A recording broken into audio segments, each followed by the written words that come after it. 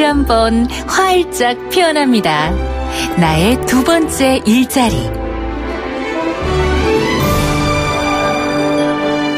당신의 전성기 오늘 4부 다시 한번 활짝 피어납니다. 나의 두 번째 일자리 지금 시작합니다. 앞서 예고해드린 대로 한국창업전략연구소의 이경희 소장과 함께 프랜차이즈 창업과 관련한 이야기 나눠보도록 하겠습니다. 안녕하세요. 네, 안녕하세요. 반갑습니다. 네, 반갑습니다. 아우, 이렇게 날 너무 덥죠, 오시는 길. 아, 네, 너무 더워요, 정말. 오시느라 고생하셨습니다. 네, 감사합니다. 하지만 좀 시원하게 좀 창업과 관련해서 좀 풀어주시기 바랄게요. 네.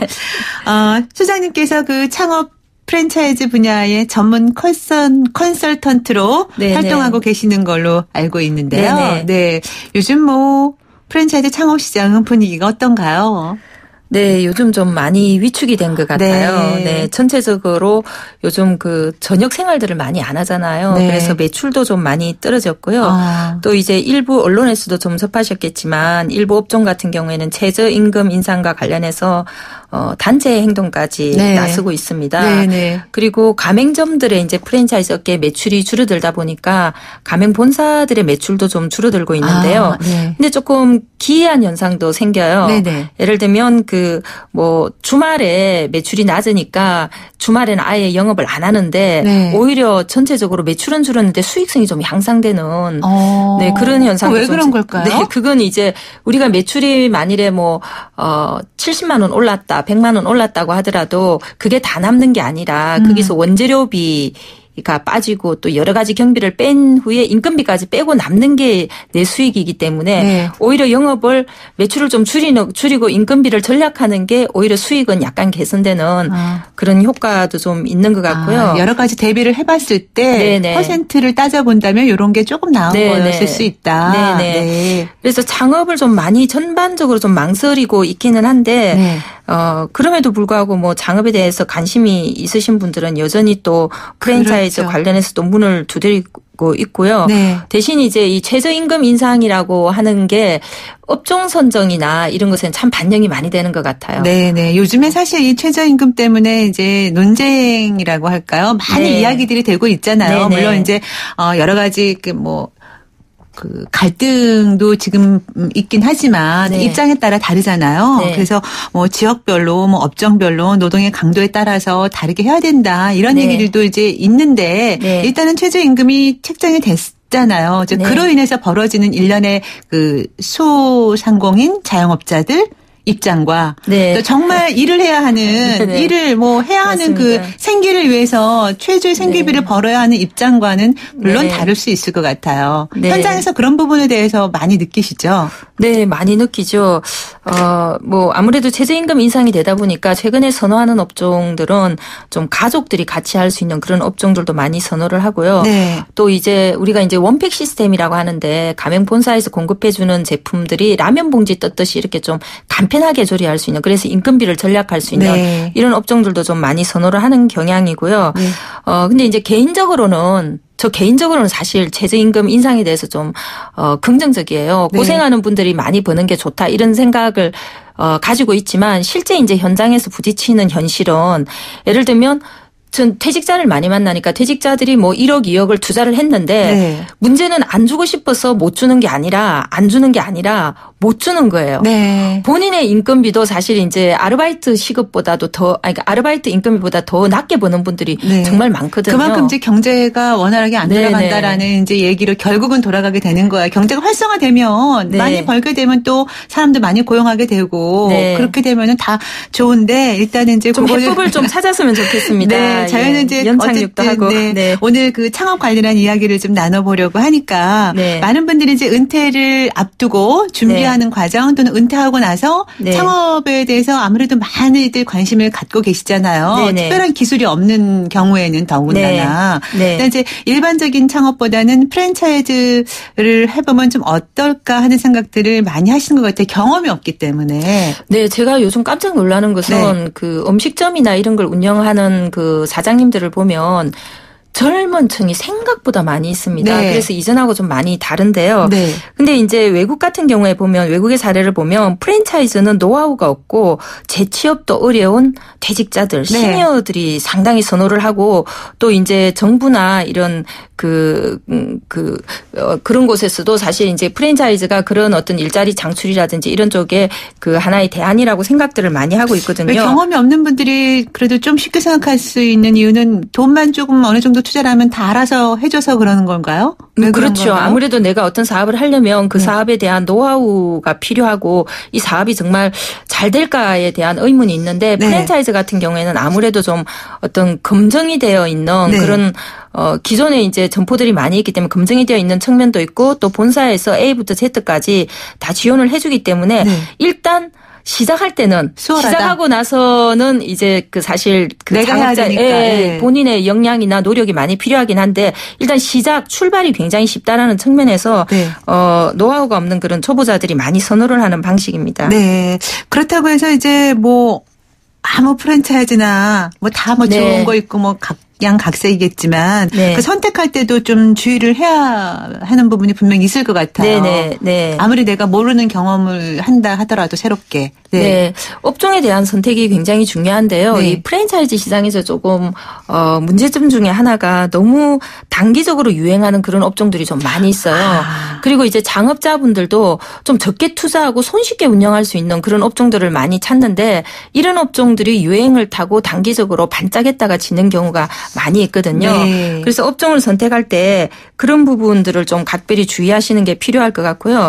최근에는 이제 워낙 그 최저임금 인상이라든지 좀 여러 가지 경기 상황도 그렇고 그러다 보니까 좀 가급적이면 조금 힘들어도 돈을 좀 많이 벌 수 있는 수익 모델이 좋은 그런 업종들. 결국은 그런 거죠. 뭐 돈 많이 버는 거.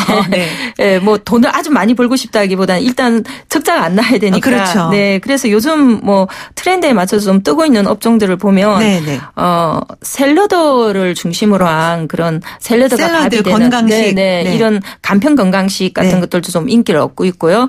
또 싱글족이 늘어나고 있기 때문에 가정 간편식 전문점이라고 해서 반찬들과 일품 요리 같은 것들을 함께 판매하는 이런 그 업종들도 좀 주택가를 중심으로 해서 많이 확산이 되고 있습니다.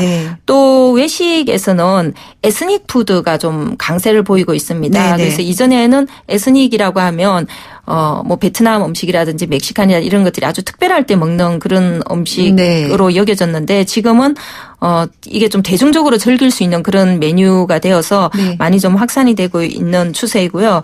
또 뭐 보리밥과 같이 요즘 시니어층의 그 인구 대비 좀 그 숫자가 많기 때문에 이런 보리밥 전문점이라든지 또 1인 싱글족들을 겨냥한 1인 샤브샤브라든지 뭐 이런 업종들 또 인기를 얻고 있습니다.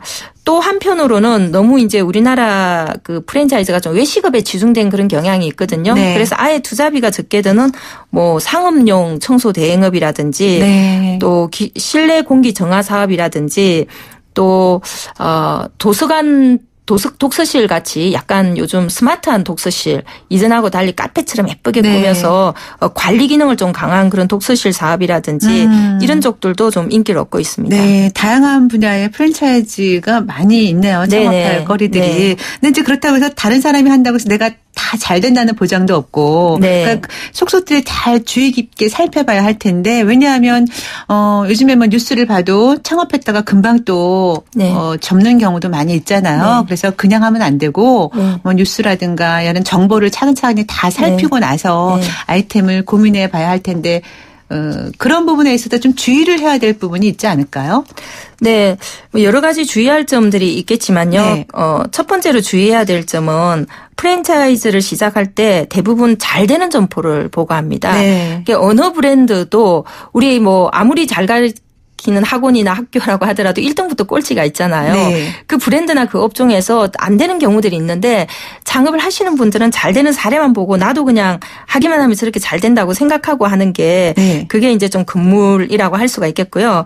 또 두 번째로는 유행을 타고 있는 그런 업종들이 계속 들어왔다 나갔다 하고 있는데 그 유행의 끝물에 들어가는 경우들이 있습니다. 그렇죠. 그리고 또 유행이 뜰 때 미리 들어가서 또 권리금을 받고 또 넘기는 그런 분들도 있는데 마지막에 들어가는 분들이 항상 좀 어려움을 겪게 되어 있기 때문에 그렇죠. 그런 것들 좀 주의하셔야 될 것 같고요. 네네. 또 이제 요즘 뭐 신생 프랜차이즈 본사들이 굉장히 많이 나오고 있습니다. 네. 뭐 내가 음식점 사업이나 어떤 사업에서 좀 성공을 하면 이걸 성장시키는 한 방법으로서 프랜차이즈 본사를 해봐야 되겠다. 네, 이런 생각들을 많이 하고 나오시는데 아무래도 지원 시스템 같은 게 좀 약할 수가 있거든요. 네네. 그래서 그런 신생 프랜차이즈를 하지 말라는 이야기는 아니지만 너무 전적으로 본사만 믿고 한다든지 무조건 성공할 것이다라고 그렇죠. 생각하고 하는 거는 좀 주의해야 될 요소라고 할 수가 있겠습니다. 전적으로 본사를 이제 믿고 하다가 뭐 잘 되는 경우도 있지만 간혹 이제 뉴스를 접하다 보면 이거 창업할 때 얘기했던 거랑 달라요. 뭐 이런 건 안 해줘요. 이런 지원이 없어요. 뭐 불편해요. 이런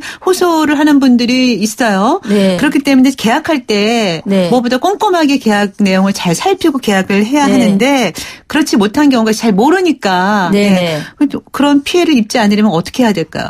네, 일단 그 프랜차이즈 창업을 하려고 하시는 분들이 제일 먼저 만나는 사람이 영업사원들입니다. 근데 영업사원들은 일단 물건을 팔아야 되잖아요. 그렇죠. 그래서 우리가 프랜차이즈에서 가장 문제점 중에 하나가 뭐 정보의 비대칭성이다 이런 이야기를 하는데 그 영업사원들 말만 듣고 창업하는 것은 일단 금물이다 그렇게 생각을 하시면 될 것 같고요. 가맹사업과 관련되는 법률에 정보공개서라는 것을 공정거래위원회에 신고를 하게 되어 있습니다. 정보공개서. 네네. 그 공정거래위원회 홈페이지에 접속을 하시면 이 모든 브랜드의 프랜차이즈 사업을 하는 모든 브랜드의 정보공개서를 볼 수가 있는데요. 거기에는 그 회사의 재무제표 또 얼마나 패점이 높은지 만일에 패점이 너무 높은 브랜드라면 일단 주의하셔야 되겠죠. 그렇죠. 그리고 뭐 인력이 얼마나 되는지 예를 들면 본사의 그 정보공개서를 봤는데 뭐 사장님 포함해서 인력이 딱 4명이에요. 근데 뭐 이것저것 다 지원을 해준다라고 말을 한다면 일단 과대한 어떤 과장 광고일 가능성이 높기 때문에 이런 것도 확인을 할 수가 있고요. 또 정보공개서에 보면 매출이 얼마인지까지도 나와 있어요. 물론 그걸 100% 믿을 수는 없지만 전체적으로 예를 들면 지역별로 평균 매출이 어느 정도인가를 보면 어떤 브랜드 같은 경우에는 뭐 커피숍인데 평균 매출이 800만 원이에요. 그러면 내가 잘 되는 점포를 보고 창업을 했지만 나도 한 달에 매출액이 800만 원밖에 안 될 수 있다라는 거를 가정을 하셔야 되거든요. 그래서 이렇게 정보공개서를 좀 꼼꼼하게 살펴보시라. 그러면 도움이 많이 될 거라는 말씀을 좀 드리고 싶고요.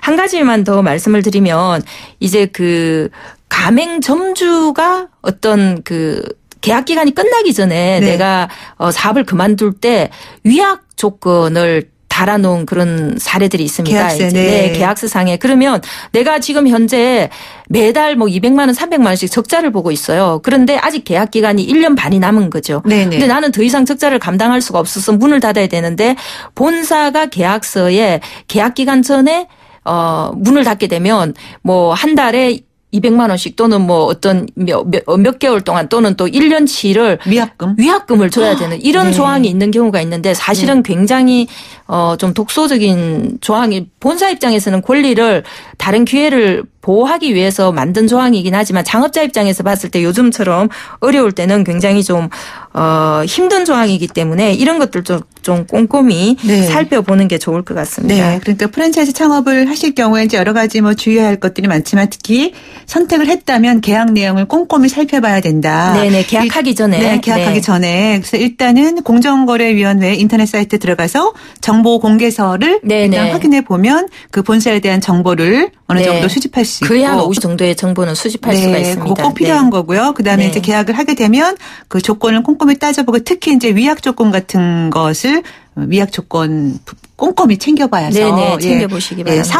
4호에라도 걱정거리 없게 만들어 놓는 게 좋을 것 같네요. 근데 이제 이 프랜차이즈 창업을 이제 하는 경우에 아까 초반에도 이제 특별한 노하우가 없거나 경험이 없으면 프랜차이즈를 많이 선택하게 된다고 하잖아요. 그럼에도 불구하고 이왕이면 내가 해왔던 일과 좀 연결된 프랜차이즈로 가면은 조금 그래도 낫지 않을까.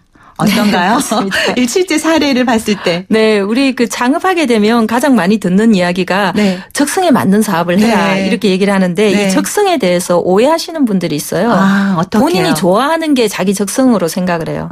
근데 사람들의 적성은 대부분 다 우아한 커피숍에 앉아서 사업을 하시는 거예요. 좋아하는 거 이전에 잘하는 걸 선택하라? 네. 적성이라고 하는 것은 잘하는 것이거든요. 네. 내가 예를 들면 서비스 마인드가 있다면 서비스력이 중요한 그런 업종을 하시고 네. 내가 또 영업력이 있다면 뭐 소호 비즈니스 중에 좀 영업을 해야 되는 그런 사업을 하신다든지 네. 또 내가 음식 만드는 걸 정말 좋아한다면 내가 주방에 들어가서 할 수 있는 그런 걸 한다든지 해서 좀 본인이 잘할 수 있는 것을 아무래도 뭐 잘하는 것은 경력과 연관되는 게 더 잘할 수가 있겠죠. 네. 그래서 그런 과거의 어떤 그런 경험이나 경력을 살릴 수 있으면 좀 더 성공 확률이 높아지는 거는 맞다고 할 수 있습니다. 네네. 다만 이제 한 가지 말씀드리고 싶은 것은 그런 이야기가 있잖아요. 나쁜 경력은 차라리 없는 게 낫다. 네.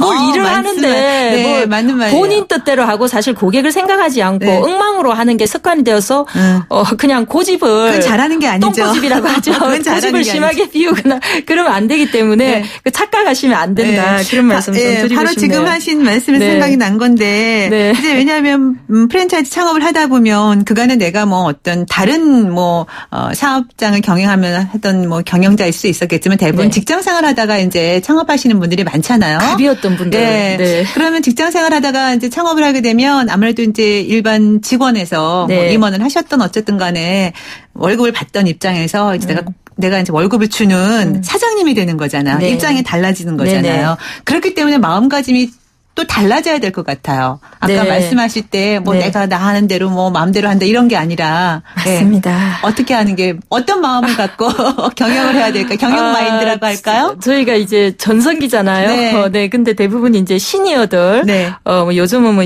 유엔에서 청년을 60세까지라고 했지만 네. 어쨌든 시니어들이 많은데 시니어들이 아무래도 직장에서도 부장급 이상의 네. 자리에 있었고 또 가정에서도 아빠 뭐 또 엄마가 네. 자녀들한테 좀 존경을 받는 그런 자리다 보니까 그런 경험이 없으신 분들은 서비스의 마인드를 가지고 현장에 내려가서 하기가 참 힘듭니다. 네. 그래서 일단 자기를 꺾어야 되는데 네. 그게 정말 안 돼요. 네. 그래서 일단 자기를 꺾는 게 가장 좀 중요하다라는 말씀을 드리고 싶고요. 내가 뭐 전 직장에서 이런 일을 했었다. 내가 이런 임원이었다 하는 것을 잊어버려라. 버려라. 비워라. 네. 네, 맞습니다. 그리고 이제 내가 창업을 할 때 개인 창업을 할 것인가 프랜차이즈를 택할 것인가 이런 걸 또 고민하시는 분들도 많이 있어요. 내가 좀 서툴러도 직접 하면 어떨까.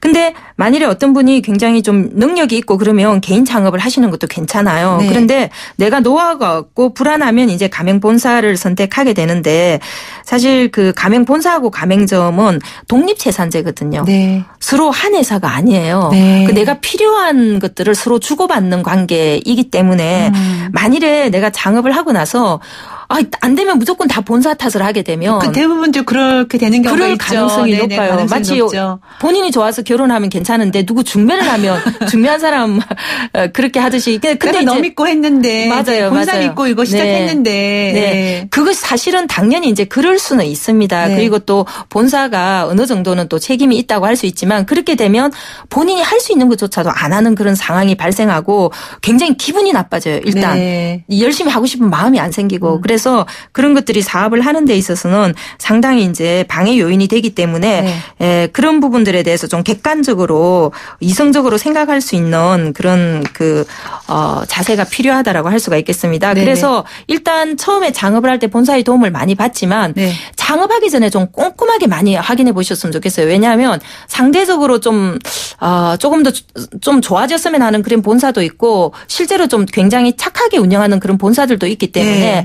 창업하기 전에는 꼬치꼬치 따져서 좀 꼼꼼하게 살펴보시고 일단 창업을 하고 난 이후에는 본사가 그래도 같은 어떤 운명 공동체이고 파트너이기 때문에 네. 좀 본사하고 잘 보조를 맞춰서 운영하려고 하는 그런 마인드가 좀 필요하다고 할 수가 있겠습니다. 네, 일단 창업 전에 꼼꼼히 따져보는 게 최우선인 것 같고요. 네, 네, 창업 후에는 되도록이면 이제 파트너십을 잘 유지하는 게 서로 좋아지게 할 수 있는 것 같아요. 네, 네. 가맹 본사들은 그 가맹점주들을 지도하기 위해서 슈퍼바이저라고 하는 직종을 파견을 하거든요. 보통 네. 한 달에 한 번 정도 파견을 하는데 이제 장사가 안 되니까 화가 나서 슈퍼바이저하고 싸워버리게 되면 슈퍼바이저도 그 가게를 안 가고 빙빙 돌게 되죠. 네. 오히려 적극적으로 대화를 하고 자꾸 뭔가 요구하는 게 좋아요. 본사에 좀 도와달라고 얘기를 하고 상의를 하고 이런 자세가 더 바람직하고 또 가맹본사들 입장에서도 네. 저 점주는 너무 까다로워 이렇게 하기보다는 오히려 그런 분들이야말로 열심히 하려고 하는 분들이고 그 브랜드를 살려줄 수 있는 분들이기 때문에 좀 더 그렇게 자기 의견을 약간 까다로워 보이는 점주라고 하더라도 자기 의견을 많이 개진하는 그런 가맹점주들하고 좋은 관계를 유지하기를 이 자리에서 말씀을 좀 부탁을 드리고 싶네요. 네.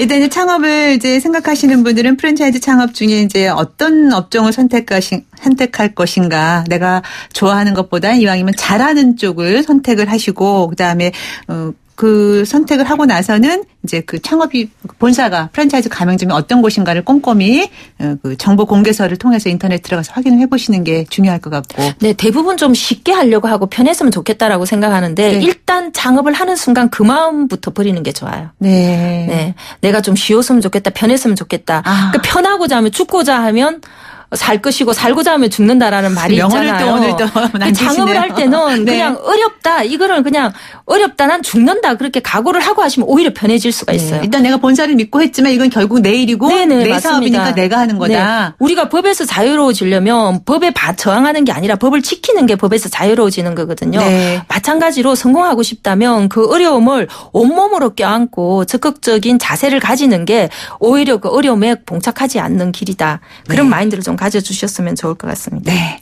시원하게 말씀을 잘해 주시는데요. 지금 6959님께서 질문 주셨습니다. 젊었을 때부터 요리 창업 쪽에 관심이 많았습니다. 새로운 메뉴를 만드는 걸 좋아하기도 하고 은퇴를 3년 정도 앞두고 있는데요. 프랜차이즈 디저트 카페 창업을 할까 아니면 저만의 디저트 집을 내볼까 고민됩니다. 요즘엔 유명 브랜드가 아니더라도 입지가 좋은 장소가 아니더라도 맛이 좋으면 SNS로 금방 소문이 나더라고요. 하셨네요. 네, 이분 우리 6959님의 네. 마음이 로망이에요. 로망. 우리 드라마 보면 정말 부잣집에 잘생긴 재벌 2세와 네. 이런 거 있잖아요. 네. 그 로망. 네. 로망인데 사실은 로망만 가지고 성공하기는 쉽지 않기 때문에 네. 이제 다만 이제 그런 거 있어요. 너무 예쁘고 깔끔하고 이런 거보다는 네. 제가 생각할 때는 진짜 내가 디저트를 좋아하고 정말 차별화된 걸 만들 수 있고 그렇다면 저는 과감하게 도전해 보시길 좀 말씀을 드리고 싶고요. 네. 근데 내가 아무것도 준비되지 않고 그냥 그게 예뻐 보이는 이런 디저트 창업은 사실 이제 디저트라고 하는 게 기호성 제품이고요. 네. 그리고 들어갈 수 있는 입지에 좀 한계가 있습니다. 그리고 이것은 디저트 창업을 한다라고 하면 예를 들면 선물용품이라든지 이런 판매 기법이라든지 이런 것들이 많이 필요하기 때문에 네. 이런 그 준비를 오히려 쉬워 보이는 업종일수록 준비를 저는 많이 해야 된다고 보거든요. 이분은 이제 은퇴를 3년 정도 앞두고 있다고 하셨어요. 미리 네네. 지금 준비하시는 거니까요. 그러면 충분히 가능성이 있으실 것 같죠? 맞죠. 네. 이분은 만일에 그렇다면 정말 이제 그 디저트에 대한 전문성도 좀 키우시고요. 네. 디저트 같은 경우에는 프랜차이즈 이런 것도 괜찮지만 네. 사실 본인의 어떤 차별화된 노하우가 있는 그런 개인 정보도 괜찮으니까 네. 좀 다각적으로 한번 알아보시기 바랍니다. 네, 지금 딱 질문에 대답을 해주셨네요. 그리고 1201님 프랜차이즈 창업을 하고 싶은데 가게와 가게 간격이라고 해야 하나요? 제가 좋은 장소를 찾아서 가게를 내도 바로 옆에 같은 업종이 들어올까 봐 걱정입니다. 이런 건 미리 대처할 수 없는 건가요? 하셨어요.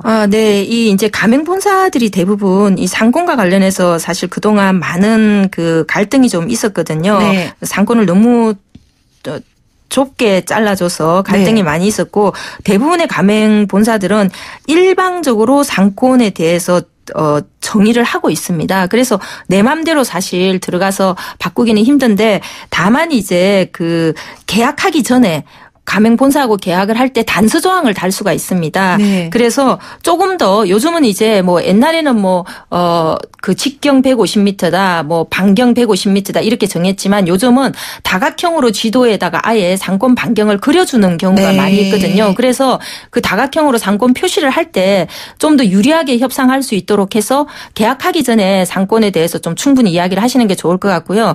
두 번째 방식은 이런 제도를 가지고 있는 본사도 있고 가지지 않은 본사도 있지만 가맹금을 조금 더 주더라도 만일에 그 상권이 정말 다민한다면 외국 같은 경우는 그런 경우가 굉장히 많이 있거든요. 네. 그 상권이 다민한다면 내가 좀 가맹비를 조금 더 부담을 하더라도 그 상권을 내가 미리 확보한다든지 네. 이런 것도 한 가지 생각해 볼 수 있는 방법이라고 하겠습니다. 네. 지금 5189님께서도 비슷한 질문을 하셨어요. 개인적으로 창업을 하려고 하는데 제가 하려고 하는 것을 다른 프랜차이즈에서 하고 있으면 가게를 열 수 없나요? 요식업 분야입니다. 이건 상관없죠. 개인 창업을 하고 계신 분이면 다른 프랜차이즈 브랜드에서 하는 건 전혀 상관없죠. 네네. 네. 상관없다고 하시네요. 네. 그리고 이제 5426님께서는 새로 들어오는 아파트 단지가 많은 신도시 쪽에 가게를 알아보고 있습니다. 신도시 상가에 프랜차이즈 하려면 어떤 점을 신경 써야 할까요? 요즘에 신도시 상가들 많이 있으니까. 네. 네, 신도시에 상가들 많이 있는데 네. 또 비어있는 상가도 많이 나오고 네. 있죠. 네. 그래서 신도시 같은 경우에는 일반 구도시 에 비해서 상가 용지 비율이 굉장히 높은 경우가 많이 있어서 네. 그리고 이제 또 입주가 다 돼서 소비가 활성화되기 전에는 좀 그 장사가 좀 안 되는 경우들도 있습니다. 그래서 네. 신도시에 들어가서 창업을 초창기에 하신다고 생각을 하면 가장 좀 안정적인 업종을 하시는 게 유리하다고 할 수 있습니다. 예를 네. 들어서 베이커리즘이라든지 뭐 치킨이라든지 이런 아주 보편적이고 그 동네에서 터줏대감처럼 자리 잡는 이런 업종이 초기에는 좀 상대적으로 유리하다고 할 수가 있겠고요.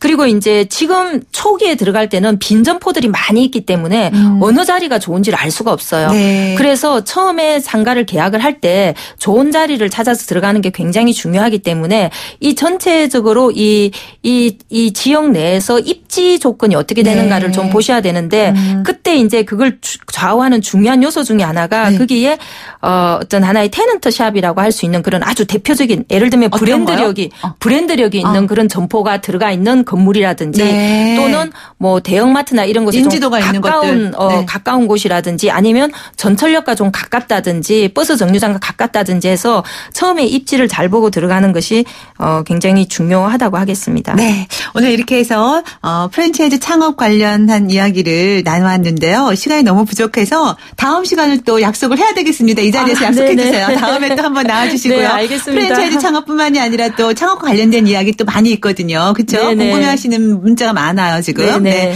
오늘 여기서 말씀 드려야 되겠습니다. 한국창업전략연구소의 이경희 소장과 함께 이야기 나눴습니다. 고맙습니다. 네, 감사합니다. 당신의 전성기 오늘 끝곡 띄울 차례 됐네요. 핫즈와 TJ의 장사하자 노래 띄우면서 인사드릴게요. 내일 아침에 다시 만나요. 김명숙이었습니다. 여러분 오늘이 가장 젊은 날입니다.